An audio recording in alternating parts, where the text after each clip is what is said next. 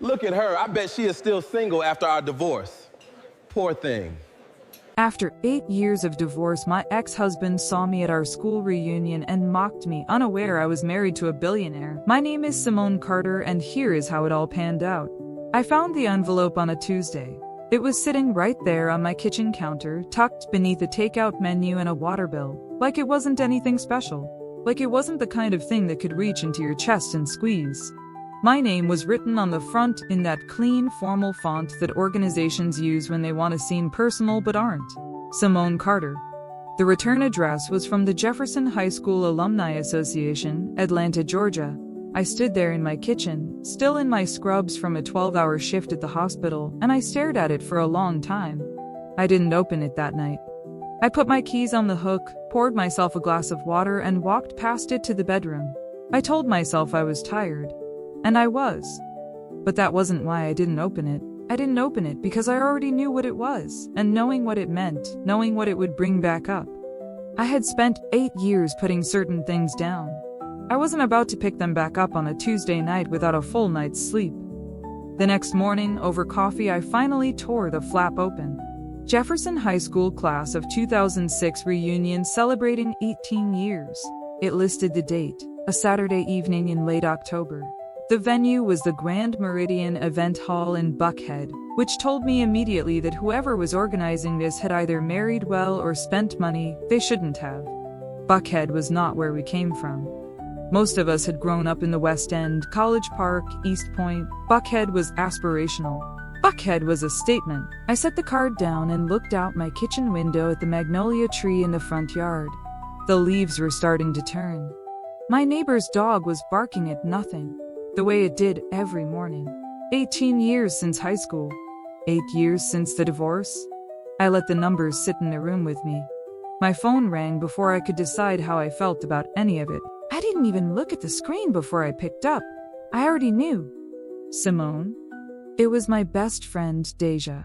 Her voice came through loud and awake in a way that people who've had 2 cups of coffee by 7 a.m. always sound. Tell me you got the reunion invite. I got it. And? I took a sip of my coffee. And I'm thinking about it. Thinking about it, she repeated, like I'd said something absurd. Simone, it's been 18 years. We have to go. We don't have to do anything. Okay, fine. We should go. We deserve to go. We spent 4 years in that building surviving teachers who didn't think we were going anywhere. We should absolutely go back and show them where we went. I smiled faintly into my mug. Deja had always been the one who could make an argument sound like a rallying cry. It was why she was a defense attorney now. She believed in the power of showing up. It's not the teachers I'm worried about, I said quietly. Deja went still on the other end, not silent. I could still hear her breathing, just still. She knew. She had always known. Marcus, she said. I didn't answer. Simone, Marcus Powell is going to be exactly who he's always been, and you are not who you were. That's the whole point. Marcus Powell. Even hearing his name in my own head had a particular texture, like something that used to be sharp and had gone dull with time but could still catch you if you weren't paying attention. We had been married for 5 years. High school sweethearts who turned into a mistake that took too long to recognize. He was charming, good-looking, the kind of man who filled a room with his laugh. He was also the kind of man who used that same laugh to cut you down in front of people and then called it a joke. The divorce had been finalized 8 years ago, and I had spent those 8 years quietly doing the work of becoming someone I could actually recognize in the mirror. I'd gone back to school, finished my nursing degree, then pushed further and got my nurse practitioner certification. I'd bought a house, a real house, not an apartment in a neighborhood I'd always admired. I had a garden now, which I never in my life thought I'd care about, and a routine that felt like mine. And then there was Isaiah. I hadn't told most people about Isaiah. Not because I was hiding him. Nothing about my life with him felt like something to hide. But because what we had felt sacred in a way that public announcement could cheapen. Isaiah Washington was the kind of man you wanted to hold, carefully, quietly, the way you'd hold something rare. We'd been married for 2 years, together for 4, and in all that time he had never once made me feel small. Not once. But the people at that reunion didn't know any of that. As far as most of my old classmates were concerned, Simone Carter had disappeared after the divorce, quietly, without explanation. The last version of me they remembered was the one who had left that marriage shaken and thin and too proud to let anyone see it. Marcus had made sure the story that circulated was his version. I was difficult. I was ungrateful. I didn't know how to be a wife. I had too many opinions and not enough softness. People had nodded along because Marcus was magnetic and I was gone. I'll think about it, I told Deja. You better do more than think, she said, and I could hear the smile behind it. Because I already RSVP'd for both of us. Deja, you can be mad at me in Buckhead while you're looking gorgeous. That's what I call efficient. She hung up before I could argue. I sat there with the invitation in one hand and my phone in the other, and I thought about what Deja had said. That I wasn't who I was. That Marcus was going to be exactly who he'd always been. She was right about both of those things. The question was whether I was ready to be in the same room where they collided. I got up, carried my coffee mug to the sink, and looked at the magnolia tree again. Its roots went deep. You couldn't tell by looking at it how far down they went, how much work they were doing underground, invisible, holding everything in place. I set the invitation on the refrigerator with a magnet shaped like a peach, a souvenir from a trip Isaiah and I had taken to Savannah the previous spring. I looked at it for the rest of the week. By Thursday, I'd made my decision. I was going, not to prove anything, not to perform anything, not to stand in Marcus Powell's face and make him regret every word he'd ever said about me. I was going because Deja was right. I had earned the right to walk back into that room as exactly who I was now. And that woman owed no explanation to anyone. Saturday came quickly, the way things do when you've been dreading and anticipating them in equal measure. I stood in my bedroom in front of the mirror, already dressed, and looked at myself for a long moment. I had chosen a burgundy wrap dress that fell just below the knee. Simple, clean, not trying too hard. My natural hair was stretched and pinned up with a few loose curls framing my face. My jewelry was understated. Small gold hoops, a thin chain, the delicate bracelet Isaiah had given me for our anniversary. I thought about him then, a warmth spreading through my chest. He'd called that morning from Houston, where he was wrapping up a deal that had been months in the making. His voice on the phone had been calm the way it always was, steady like a hand on your back. You're going to be the most beautiful person in that room, he had said. You don't know that. I know you. So, yes, I do. I had laughed then, which was the right response and also the exact thing he always knew how to produce in me. Will you be okay? He had asked, because he knew what tonight meant. He knew about Marcus. He knew about the years. He didn't ask for details he didn't need, but he held what I gave him like. He understood the weight of it. I'll be okay, I'd said, and I had meant it. Now, standing in front of the mirror, I said it again to myself quietly. I'll be okay. I picked up my clutch, turned off the bedroom light, and walked to my car. The drive to Buckhead took 40 minutes in Saturday traffic. I listened to an old Jill Scott album the whole way, the volume low, and by the time I pulled into the parking structure beside the Grand Meridian, I felt something settle in me that I didn't have a name for exactly. Not confidence, something quieter than that, something closer to readiness. I turned off the engine and sat for a moment in the silence. The last time I'd been in a room full of those people, I'd been a woman trying to survive inside a marriage that was slowly taking pieces of her. The last time Marcus Powell had looked at me across a room full of our shared history, I had looked away first. Tonight was going to be different. Not because I needed it to be, but because it simply was. I stepped out of the car, smoothed my dress, and walked toward the entrance. The room, the Grand Meridian, was everything the name suggested it would be. Tall ceilings with warm amber light cascading down from fixtures that looked like they were trying to remind you of chandeliers without being obvious about it. Round tables draped in cream linen, centerpieces of white and gold flowers. I couldn't name. A DJ set up in the corner playing something smooth enough to be background noise, but intentional enough to fill the silence. People were everywhere, some still arriving like me, some already deep in conversation, drinks in hand, wearing the particular kind of smile you only see at reunions, the one that is equal parts genuine pleasure and quiet evaluation. I stepped inside and took a breath. The air smelled like perfume and catered food, and something underneath both of those things that I could only call history. Simone! Deja's voice cut across the room before I'd taken 3 steps. She materialized from a cluster of people near the check-in table like she'd been waiting for me by radar, which she probably had. She looked stunning. She always looked stunning in a deep green fitted dress, her locks pinned up and elegant. She grabbed both my hands when she reached me and squeezed. "Oh, look incredible! So do you," I said, and I meant it. "I told you this dress was the one." She stepped back and looked at me critically, the way she looked at evidence before court. Burgundy was exactly right. Marcus is going to lose his entire mind. "That's not why I wore it." "I know," she said, linking her arm through mine. "That's what makes it better." She steered me toward the bar area.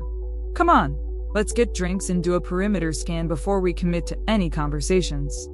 That was Deja's language. Perimeter scan. She had been this way since we were 16. Strategic without being cold.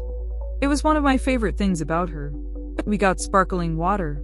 I was on call the next morning technically, though I'd already arranged coverage and stood together near the edge of the room, watching. I recognized faces. That was the strange thing about reunions. You looked at someone and there was this half second where you knew them and didn't know them at the same time, where the teenager you remembered was layered over by the adult standing in front of you. Some people looked exactly the same, just inflated slightly by time. Others were almost unrecognizable.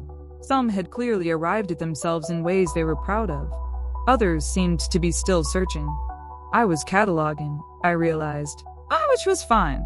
Cataloging kept me present, kept me grounded. "There's Devin Taylor," Deja murmured, nodding toward a man near the center of the room. "He coaches Little League now. I saw it on Facebook." "That's sweet." "There's Keisha Noel. She's a dentist. And that's Patrick Green. He looks exactly the same." "He does," I agreed. Patrick had been in our friend group junior year, quiet and funny and perpetually worried about his GPA. He had become an engineer, I'd heard. He looked like someone who had figured out exactly where he was supposed to be and was comfortable there. There was something deeply appealing about that. We worked our way slowly around the room, stopping to greet people, exchanging the standard reunion pleasantries. "Where are you now?" "What are you doing? Do you remember when?" It was comfortable mostly. People were warm with me. A few seemed genuinely surprised to see me. I had pulled back from social media years ago and kept a low profile. But the surprise was pleasant. No one asked anything difficult. I was starting to relax, and then I felt it. It wasn't a sound. It wasn't even exactly a sight. It was more like the air changed. Like the temperature in a specific part of the room shifted by 2 degrees and my body registered it before my eyes did. I turned my head slowly toward the far end of the bar. Marcus Powell stood with a group of 4 men, all of them laughing. He was dressed in a tailored navy suit with no tie, collar open, and I'll be honest, he looked good. Time had treated Marcus the way it treats certain men, with a kind of refinement. His edges were sharper, his posture more assured. He had grown into the version of himself that he had always believed he was. He had not seen me yet. I watched him for a moment with the calm detachment of someone observing something they used to fear and no longer do. There was something clarifying about that, like a proof working itself out. Deja's hand found my elbow. "I see him," she said quietly. "I know." "You, okay?" "Yes." She didn't push further, she just stood closer. That was Deja. I was the one who looked away first, and it wasn't because of weakness. It was because I didn't need to keep looking. I had confirmed what I already knew. He was here. I was here, and the world had not stopped turning. We were speaking to a woman named Tamara who had been in my AP English class and was now a librarian in Decatur when I became aware of footsteps behind me. Not because they were loud, because they were deliberate. The kind of footsteps that wanted to be noticed. "Well," a voice said. "Simone Carter." I turned. Marcus was standing there with that smile, the one he had always kept in reserve for moments when he wanted to control a room. It hadn't changed. It was still wide and warm on the surface and calculating underneath if you knew where to look. "Marcus," I said, even and quiet. He looked at me the way he used to look at things. He thought he owned appraising, slightly amused, like whatever he saw, confirmed something he'd always believed. I wasn't sure you'd actually show up, he said. Here I am, I replied simply. He laughed. You look good. He said it the way some men say it, as if the compliment is actually a reminder of who had the authority to decide. Life treating you well? It is, I said.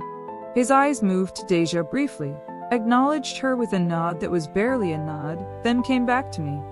I heard you're in nursing now, he said. There was something in the way he said it. Not cruel, not quite. More like the way you describe someone taking a road you considered beneath yourself and found it charitable to say nothing worse. Nurse practitioner, I said without heat. Right. He nodded slowly as if this was a minor distinction. That's good, that's honest work. He paused and tilted his head in that familiar way, the way that always preceded something, wanted to seem casual about. So you came alone? Tamara drifted politely away. I noticed, but said nothing. I came with Deja, I said. His smile shifted, just barely. Right, of course. He glanced around the room in a way that managed to be both casual and pointed. I just meant, no +1. He said. +1 like? He was choosing a word that could slice without leaving visible marks. Deja stiffened beside me. I could feel it without looking. I'm good, I said calmly. Marcus tilted his head the other way now, like he was examining something puzzling. 8 years, Simone. It's been a while. I would have thought you'd have... He waved a hand lightly, vaguely. Figured things out by now. The sentence was designed to land in a specific place. In the place where an insecure woman would feel the need to explain herself, to catalog her achievements, to justify her existence in terms he had defined. I knew that design well. I had lived inside it for 5 years. I picked up my sparkling water and took a sip. I have, I said. He waited for more. I gave him nothing more. Deja spoke then, her voice measured and civil, which took effort I recognized. Marcus, lovely to see you, as always. The as always was doing significant work. She turned to me. Simone, I see someone I wanted to introduce you to. She touched my arm. Marcus watched us move away with that same smile still in place, and I didn't look back to check. We stepped toward a quieter corner near the tall windows that looked out over the Buckhead skyline, and Deja exhaled sharply through her nose. Figured things out by now, she repeated under her breath. He said that with his whole chest. He always did, I said quietly. Deja looked at me carefully. You handled that perfectly. I know.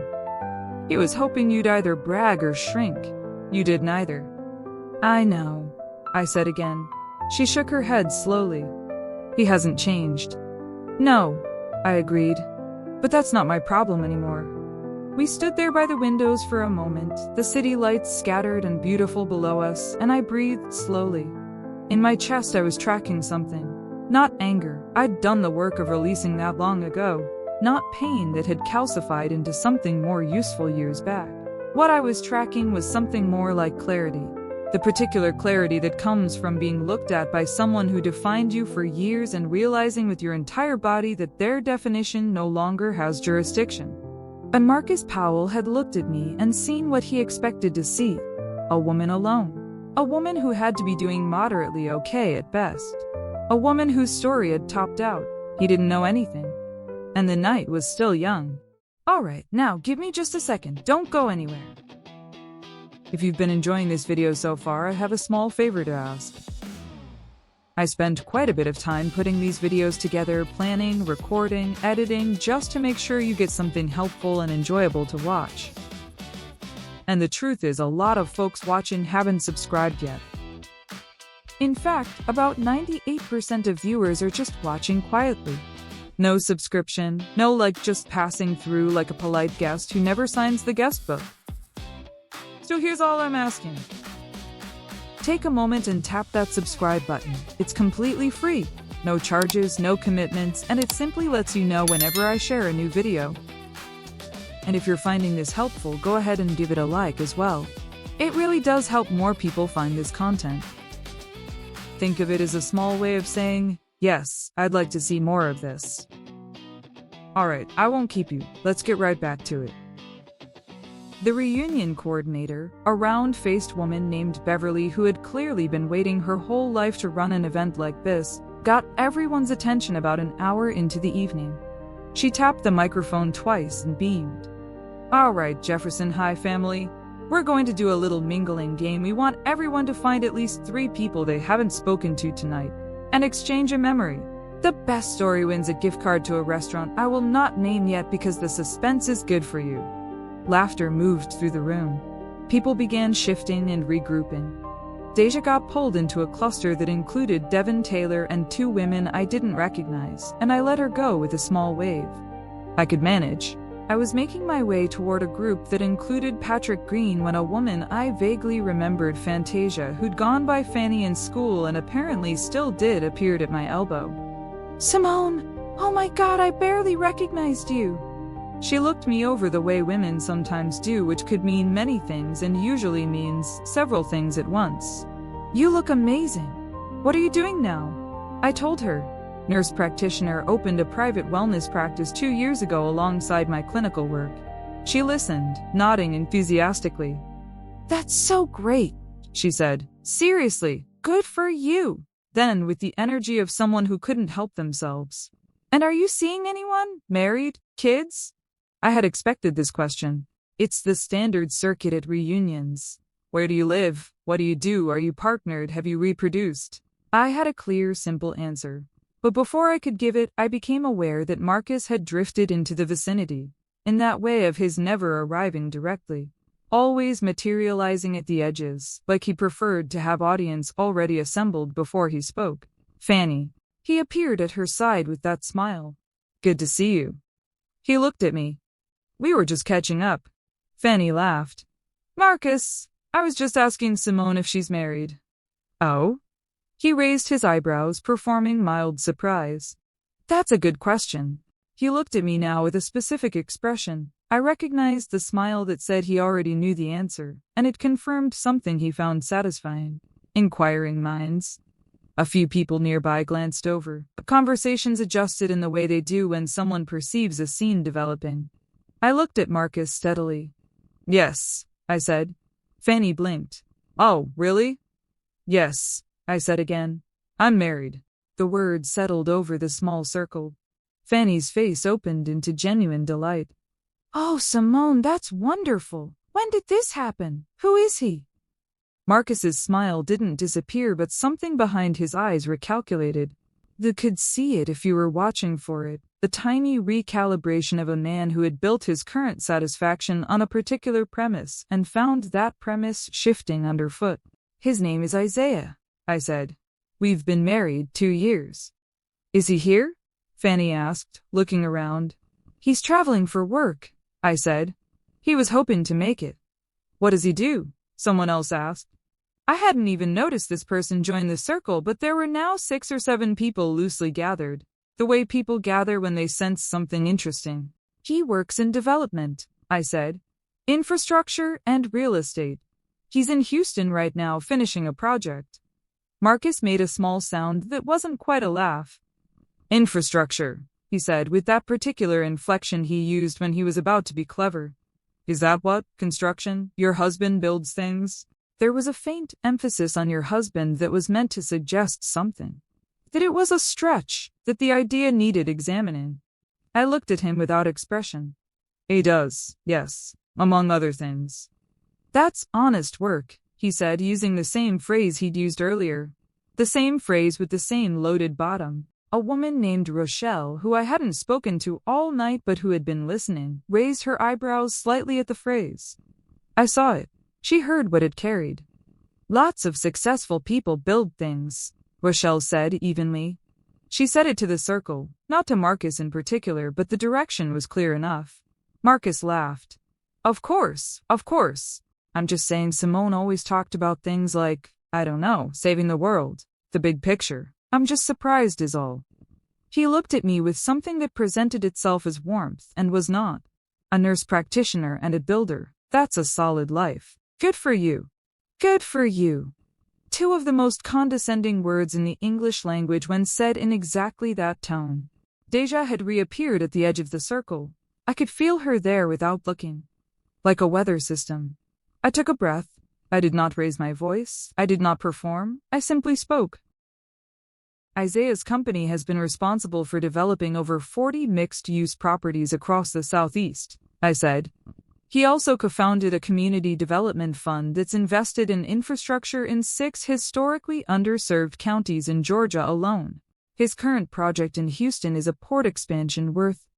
I paused for exactly 1 second, not for drama, just because the number sometimes made people quiet. $380 million. The circle went silent. Not completely because the room was still buzzing around us, but in our small cluster, in that specific arrangement of people, the silence was complete and immediate. Fanny's mouth opened slightly. Rochelle pressed her lips together in a way that looked like suppressed satisfaction. Marcus's smile did not disappear, but it went fixed. Like something that had been pasted down quickly so the surface wouldn't show what was moving underneath. 300 and someone started. 80 million, I said calmly. The port expansion. Yes, I hadn't said any of this to perform. I had said it because Marcus had stood in front of a circle of people and used the word construction like it was a small word, and I wanted the record to be accurate. Isaiah had built things he was proud of, things that mattered. I was not going to stand there and let that be made small because Marcus Powell needed me to be smaller than I was. That's wow, Fanny said. Simone, that's incredible. He's an incredible man, I said simply. Marcus cleared his throat. Well, his voice was still light, but the edges of it were tight. Must be nice. It is, I said. Deja stepped into the circle properly now, appearing at my side with the calm deliberateness of someone who has been waiting for the right moment. Simone, I want you to meet someone. She touched my elbow. I said goodnight to Fanny, and the others nodded to Marcus without hostility and without warmth and let Deja guide me away. When we were out of earshot, Deja leaned close. You just set that man's ego on fire, she said quietly. I told the truth, I replied. You told the truth in a way that changed the whole temperature of that circle. She glanced back toward where we'd come from. Look at his face. I didn't look back. I didn't need to. Is he okay? I asked, not out of concern but because I genuinely didn't want his reaction to be the thing I was watching. Deja made a small sound. He's talking, loudly, which means he's regrouping. She looked at me with something that looked like admiration. You didn't even blink. He wanted me to shrink, I said. I decided not to. We found a high table near the windows and stood there, and I breathed slowly and looked out at the city and thought about Isaiah. About the call this morning, his voice, the way he had said you're going to be the most beautiful person in that room with such unqualified certainty, about the way he had built things his whole career. Not just buildings and roads and ports, but a way of being in the world that made the people around him feel valued. The way he had, carefully and without fanfare, built a life with me that felt like something neither of us had to perform. Marcus Powell had spent the last 2 hours trying to make me feel like I had topped out. He didn't know the half of what I had become. And he certainly didn't know who I had come home to every night for the last 2 years. He was about to find out. The evening slipped past the halfway point and the room found its rhythm. People drifted between tables, the DJ moved from smooth background noise into actual music, and a few brave souls had claimed the small dance floor near the stage. Beverly had attempted a slideshow of old yearbook photos that produced a wave of laughter and embarrassed shouting. And for a while everything felt genuinely easy. I had found my footing. That's the best way I can describe what happens when you survive the first hour of something you were afraid of. Your body calibrates, your breathing evens out, you stop bracing for each new moment and just begin to exist inside it. I was talking to Patrick Green, who turned out to be even better than I remembered. Quietly funny, deeply kind. The kind of man whose stability feels like an achievement, because you can tell it didn't come cheap. He told me about his daughter who was 11 and apparently learning guitar, and not particularly well, but with total conviction. He asked about my practice, what populations I served, what I'd learned about community health since going independent. He asked real questions and listened to real answers, and it felt like a conversation instead of a performance. I liked being in conversations that felt like conversations. I had spent 5 years in a marriage where everything was a performance. The contrast still struck me sometimes. Marcus circulated across the room. I was aware of him the way you're aware of weather, not watching, not tracking exactly, just knowing the general conditions. He moved through the evening with his usual ease, collecting laughter and backslaps, working the room with the practiced fluency of someone who had made charm into a lifestyle. But a few times I caught the direction of his gaze, and it was pointed at me. Not openly, not in a way he would have admitted. But I had spent 5 years learning to read what he projected without acknowledging, and I hadn't forgotten the language. He was watching to see what I was doing, which meant the conversation in that circle had done something to his calculations. Good. I excused myself from Patrick and slipped toward the hallway that led to the restrooms, needing a moment of quiet. The hallway was narrow and cooler than the main hall, and I stood there for a moment with my back against the wall and my eyes closed, just breathing. Simone. I opened my eyes.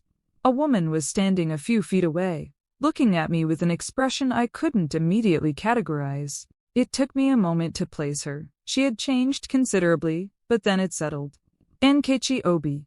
She had been in my junior year biology class and 2 doors down in the dorms at Georgia State, our freshman year before she transferred. We hadn't been close, but we hadn't been strangers either. She was somewhere in the careful middle ground, the acquaintance who knew you from a specific angle. Nkechi, I said. It's good to see you. You too. She looked like she had something to say and was deciding how to say it.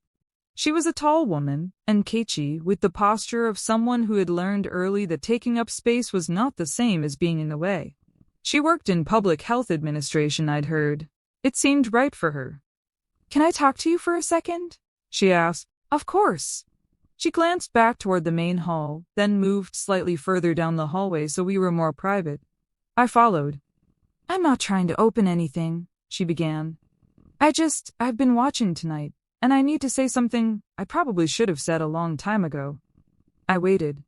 When you and Marcus divorced, she said, I heard a lot of things. I'm in a different friend circle from most people here, but information travels. I heard the version he put out that you were impossible to be with, that you thought you were better than him, that you couldn't let him be the man. I nodded slowly. I had heard those stories secondhand over the years. They'd found their way back to me through the connective tissue of shared history, and I accepted that version, Nkechi continued, the way you accept a story when you don't have another one to hold up, which was wrong, because I had enough information to know it wasn't the full picture. She paused. My cousin Brianna worked for the same accounting firm Marcus used during your marriage. She saw how the finances worked. She saw where the money went. She looked at me directly. He was spending things you were building. You were the one holding the structure together, and when you finally left, he told everyone you walked away from something he'd built. My throat tightened, not from pain exactly, from recognition, from the particular ache of having a truth confirmed that you already knew but had only ever carried alone. Brianna didn't say anything at the time, Nkechi said. She felt like it wasn't her business. And I'm telling you now not to start something, but because I watched him tonight working this room and trying to make you look small, and I couldn't stand it. I couldn't stand watching him still rewriting the story when the people who were close enough to see the truth just kept quiet. I looked at her for a long moment. Thank you, I said, and I meant it without reservation. I should have said something sooner. You're saying it now, I said. That matters. She exhaled slowly. You look well, Simone, really. Whatever you've built since then, it shows. I had good help, I said, and I thought of Isaiah again. I thought of his hands on the steering wheel on long drives, his voice on early mornings, the way he asked about my patients sometimes at dinner with genuine curiosity, the way he never needed to be the loudest person in any room. Nkechi smiled. I heard you said your husband's in infrastructure. He is. The thing you said in that circle. She shook her head slowly. The whole temperature changed. I was watching from across the room. Marcus's face. She stopped. Never mind. What? I asked. She looked at me. He looked like a man who just realized the story he'd been telling himself for 8 years had a different ending than the one he'd written. I was quiet for a moment, turning that over. I don't need him to understand anything, I said finally. I don't need a confrontation. I came here tonight because I earned the right to be in this room and I didn't want to be afraid of it anymore. And are you? She asked. Afraid? I considered it, honestly. No, I said. And it was true. Whatever residual fear I'd carried in through those doors had dissolved somewhere in the last 2 hours. What was left was not triumph and not anger. It was something steadier. The absence of a wound. Nkechi nodded. Good. She touched my arm briefly. Go back in there. You were doing exactly right. I thanked her again and stood in the hallway alone for another moment after she left. I thought about what she'd said, about the story Marcus had told, about the version of our marriage that had circulated while I was gone, while I was too busy surviving to refute anything. Here was the thing about false narratives. They needed your silence to hold. They depended on your absence from the conversation, and I had been absent for 8 years. Not out of weakness, but out of the deliberate choice to build something real instead of fighting over a story. But being absent from someone else's version of your life was different from not having your own. I had mine. I had always had mine. And walking into this room tonight, without armor, without performance, just as myself, that was its own kind of testimony. I smoothed my dress and walked back into the hall. Marcus found me again by the dessert table. I had suspected he would. Marcus had always been a man who couldn't leave things where they landed.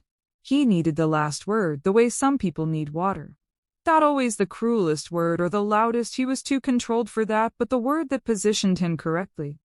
The word that made sure the room understood his version. He approached with a plate of something chocolate and a fresh drink, looking relaxed. Performatively relaxed. I recognized the performance. There she is, he said, as though we were old friends who'd been trying to reconnect all evening. Marcus, I said neutrally. He stood beside me and looked out over the dessert selection as though we were discussing something casual. So this husband of yours, he said. Infrastructure. That's right. Sounds like things turned out well for you. He bit into something and chewed thoughtfully. Better than people expected, maybe. Better than some people expected, I agreed pleasantly. He glanced at me sideways. You always did have a thing for overachievers. I looked at him. I don't actually see achievement that way. I see it as someone knowing what they're supposed to do and doing it fully. Philosophical. He smiled. Practical, I said. He set his plate down and turned to face me more squarely, dropping the pretense of casualness by a fraction. This was a tell of his. When he was done performing comfort and wanted to probe, he turned. I'll be honest with you, he said. I was surprised when I heard what you said earlier, about his projects. Those are big numbers. They are, I agreed. I just want to make sure. He stopped, rearranged something in his expression. You know, people throw numbers around at these things. I just wouldn't want you to be embarrassed later if the picture isn't quite... I looked at him for a long, unhurried moment. Marcus, I said. I have been married to Isaiah Washington for 2 years. I know his work, his companies, his reputation, and his character. I don't need you to protect me from facts about my own husband. His jaw tightened fractionally. I'm just saying, I replied evenly, that you can't make sense of a world in which I'm genuinely well. You're looking for the crack, exaggeration, the place where I'm stretching the truth to sound better than I actually am. I kept my voice calm and without heat. There isn't one. He stared at me. And I think, I continued, that might be harder for you to absorb than anything else I could have said tonight. Something moved behind his eyes. Not anger exactly, closer to the thing that lives underneath anger, the recognition of having misjudged something fundamentally. That's not, he started. Have a good rest of your evening, Marcus, I said. I picked up a small piece of chocolate cake, nodded at him pleasantly, and walked away. I walked to where Deja was standing with Patrick and Rochelle and 2 other people, a small circle that felt warm and solid and like exactly where I should be. Deja looked at my face and then looked over my shoulder toward where Marcus was standing, and then back at me.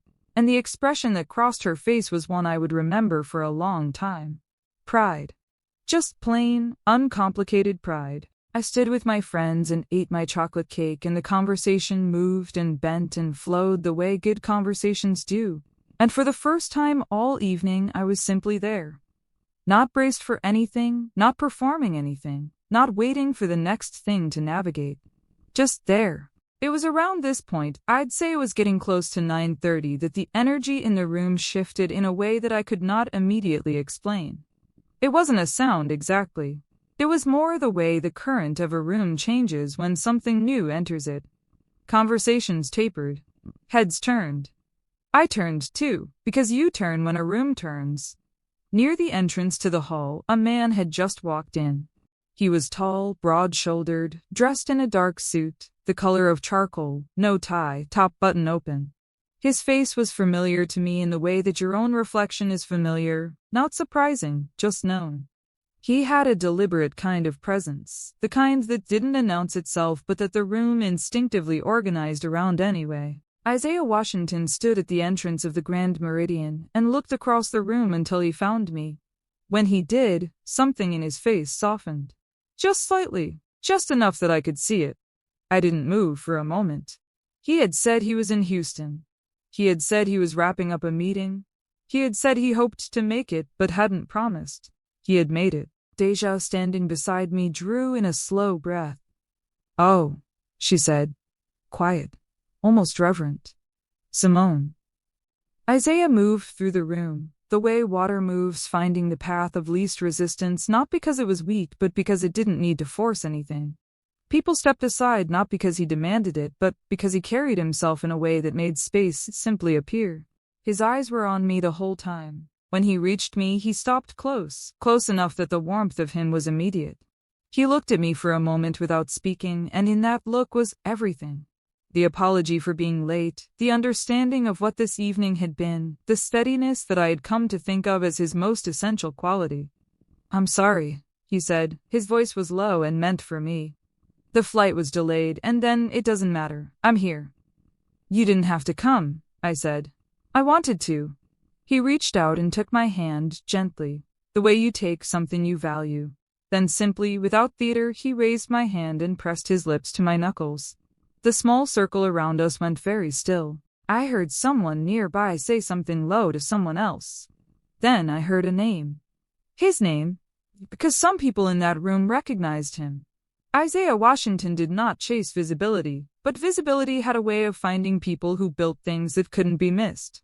Roads you drove on, buildings you worked in, developments that changed whole neighborhoods. His company's name appeared in business coverage, in community journalism, in city council announcements. Some of these people knew who he was, and those people were now beginning to tell the ones who didn't. "Is that Isaiah Washington? The one with the development company, the port project?" "Can't be." But it was, and the room knew it. Isaiah turned to Deja first, extending his hand. "You must be Deja," he said. "Simone talks about you constantly." Deja shook his hand and for a moment looked slightly speechless, which I had never once seen in my life and would treasure. "She talks about you too," she managed. "It's good to finally meet you." Isaiah looked around the circle and greeted Patrick and Rochelle and the others with the easy warmth of someone who genuinely liked people, not as a strategy but as a fact. He asked Patrick what he did, listened to the answer, asked a follow-up question that showed he'd been listening. He complimented Rochelle on something she'd said, which Deja had apparently relayed to him during a brief exchange near the entrance. He was, as he always was, fully present. And then, from across the room, Marcus Powell began walking toward us. I watched him approach in my peripheral vision. He was doing the face again, the warm, easy smile that preceded something calculated. But there was something different about it this time. Something thinner. Like the confidence that usually animated it had been partly evacuated. "Hey," Marcus said, reaching the edge of the circle. His eyes were on Isaiah. "Didn't know we were still getting arrivals." He chuckled.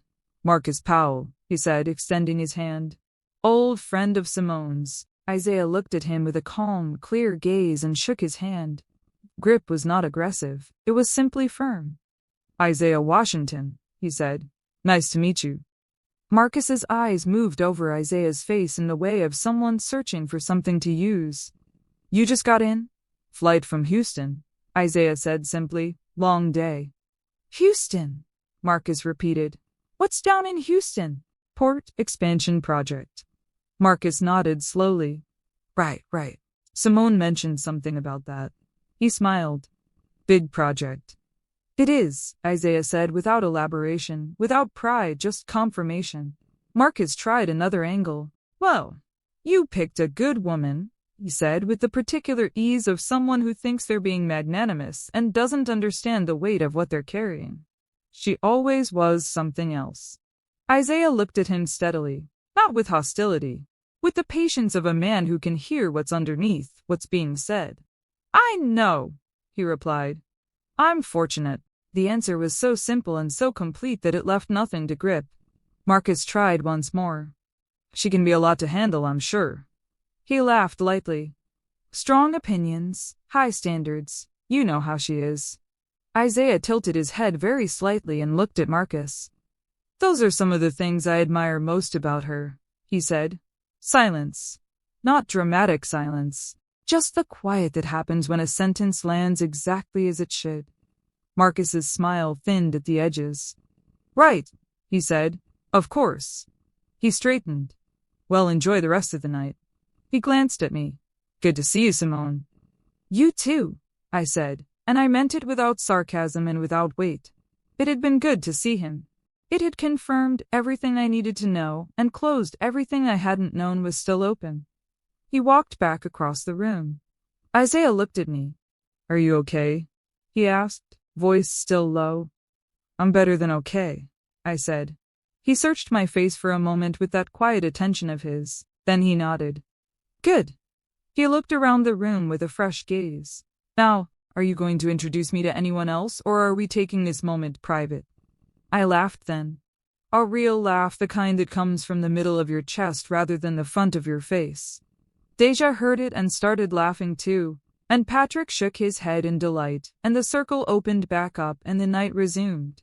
But something had fundamentally and permanently changed in that room, and everyone who was paying attention knew it. The thing about the truth is that it doesn't need help once it's in the room. You don't have to manage it, you don't have to defend it or repeat it or make sure everyone heard it. The truth is not a shy thing. It settles. It takes up exactly the amount of space it deserves, and then it simply sits there, solid and unavoidable, and everyone adjusts. I watched the room adjust. Not in obvious ways, not in the way of dramatic moments where someone stands on a chair and announces that the record has been corrected. It was subtler than that. It was the way conversations shifted direction when Simone Carter's name came up. The way eyes that had been casually dismissive earlier in the evening now carried something more careful, more curious. It was the way people approached me differently in the last hour of the evening than they had in the first, with questions that were genuine rather than performative, with warmth that didn't have an agenda behind it. Rochelle pulled me aside near the bar around 10 o'clock and held my hand for a moment. I just want to say, she started, and then stopped, regrouped. Some of us were not as fair to you as we should have been. When things ended with Marcus, we took what he gave us, and we didn't think to ask for your side. She looked at me directly. That wasn't right. I looked at her and felt something ease in me, not bitterness. I hadn't known I was holding. I genuinely didn't believe I had bitterness anymore, but something more like the quiet relief of being acknowledged, of having a weight you'd been carrying recognized by someone who helped put it there. Thank you, I said. That means something. I mean it, she said. You built something real. That's clear. I had to, I said simply. It was either build or don't. I chose to build. She nodded slowly. Isaiah, she said. I don't have a word, he's something. He is, I agreed. The way he talked about you. She shook her head. Like you were the most obvious fact in the world. Like saying he was lucky to have you was as simple as saying the sky is blue. I swallowed. He's always been like that, I said, from the beginning. That was the thing that got me. She looked at me with something I could only call tenderness. I'm glad, she said. I'm really glad for you. Isaiah was across the room, talking with Patrick Green and another man I didn't know but who had gravitated into his orbit with the ease of someone who had found a conversation worth having. I watched him from a distance for a moment. He was leaning slightly forward, listening, the way he always listened, with his full attention, without preparation of his next thing to say, just listening. The other man said something, and Isaiah laughed, genuinely, and Patrick clapped him on the arm. This was who he was in every room. Not performing ease, but actually being at ease. Not making people feel important as a tactic, but simply finding them interesting. Marcus was still in the room. I was aware of it. He had found a corner near the far end of the bar where he was stationed with two men, drinking, talking in a way that looked animated but was quieter than earlier. The volume of him had decreased.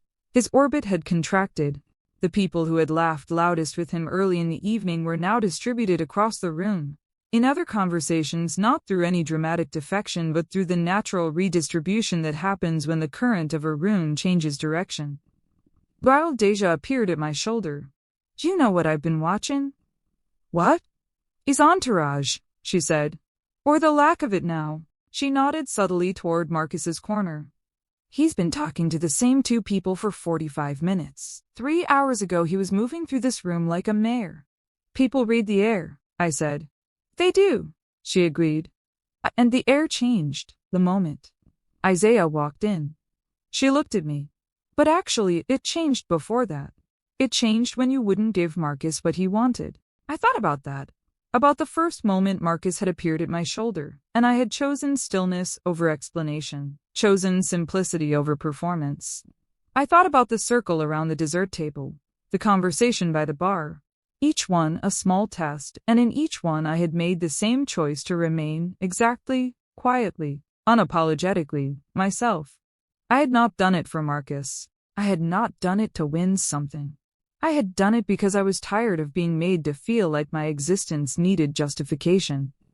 "Bev's about to do the farewell announcements," Deja said, nodding toward the front where Beverly was straightening her note cards. "You want to find Isaiah before the room gets loud?" "Yeah," I said. "I do." We moved through the thinning clusters of people toward where Isaiah was finishing his conversation. He saw me coming and turned naturally to include me, his hand finding the small of my back without making a point of it, just placing itself there, warm and familiar. Patrick looked between us and smiled. "This man has been telling me about your practice," he said to me. "The work you're doing with the women's health clinic. That's powerful, Simone." "It's a team effort," I said. "But thank you." "He's proud of you," Patrick said, glancing at Isaiah. "You can hear it in the way he talks." Isaiah didn't deny it. He just looked at me with that look of his, and I thought, not for the first time, about what it had felt like before this. Before Isaiah. Before the rebuilding. Before I had learned to trust someone with the parts of me that had been used against me. Beverly tapped the microphone. "All right, Jefferson High, this is the part where I try not to cry." She fanned herself. "We've had an incredible night. I've heard old stories, seen old faces, witnessed some things. I will not describe laughter, and most importantly, I've been reminded why this community matters." She paused. "I want to close by asking everyone to take a moment to find someone in this room and tell them something real, not small talk. Something real." The room went still for a moment in that particular way it goes, still when something true is said simply. And then it filled up again with the movement of people turning to find someone. Isaiah turned to me. "Something real," he said. I looked at him. "I almost didn't come tonight." "I know," he said. "But you did." "I needed to," I said. "Not for anyone here, for me." He nodded slowly. And I think I put something down tonight that I'd been carrying for 8 years without fully knowing it. I paused, finding the exact right words. Not anger. I did that work already. Something more like the last piece of a question I'd been too proud to admit I was still asking. Whether I was okay. Whether I'd actually made it through. "And?" he asked again. "And I did," I said. "I made it through. And I'm not just okay. I looked around the room at the people I'd grown up alongside, at Deja laughing nearby, at the lights and the music and the weight that was visibly, physically lighter than it had been when I walked in. "I'm really good." "Isaiah's good." Isaiah's expression was the quiet kind of full that some people call peace. "Yes," he said. "You are." Beverly wrapped up. People began finding their coats and saying their last goodbyes. The DJ faded the music to something gentle and ending. Deja hugged me long and hard and whispered that this was the best reunion she'd ever attended, and also that Isaiah was even more fine in person than she'd expected. And I told her she was incorrigible. Marcus passed us on the way to the exit. He paused briefly. "Simone," he said. "Just my name." I looked at him. He seemed like he wanted to say something and couldn't find it. Something real, maybe. Something that his particular construction of himself didn't have the tools to build. He looked at Isaiah, then back at me. "Take care of yourself," he said finally.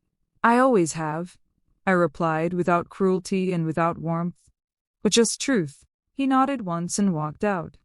I stood there watching the space where he had been and felt the last bit of something release. It left clean, like a window opened. Isaiah's hand found mine. "Ready?" he said. "Yes," I said. We walked out together into the Atlanta night, the air cool and clear, the Buckhead skyline lit and glittering. Deja walked beside us for a while, talking easily, laughing, and then her car was a different direction and she hugged us both and disappeared into the parking structure. Isaiah and I walked to the car in a comfortable quiet. He opened my door. I got in. He came around and settled into the driver's seat and sat for a moment in the dark before starting the engine. "How did you know to come?" I asked. He looked at me. "You said you'd be okay," he said. "But I know what this evening meant, and I didn't want you to be okay alone." My throat tightened the good way. The way it does when you're looked after by someone who pays attention. "Thank you," I said. He started the engine. The city lights moved past us as we drove, and I looked out the window at all of it. The high-rises and the highways and the neighborhoods we passed through, the ones that had changed and the ones that hadn't. The Atlanta that had been there when I was a girl dreaming about a future and the Atlanta that held the future I had actually built. It was better than the one I had dreamed. Quieter. Harder won. More mine. "Isaiah," I said after a while. I want to tell you something real." He glanced over. "Okay." I used to believe that getting through something meant getting back to who you were before it happened, I said. Like the goal was to restore myself to some original version, pre-Marcus, pre-damage. "And now?" he said. "Now I think the goal was never restoration," I said. "It was construction, the same word you use." I smiled faintly at that. Building something that didn't exist before. Using what happened as material instead of just wreckage. He was quiet for a moment. Then, "That's exactly what you did." "I know," I said. "I just needed tonight to prove it to myself." In the room where the old version of me used to exist. We drove in silence after that, and it was the best kind of silence, the kind that is full rather than empty. The kind that doesn't need to be filled because what's already in it is enough.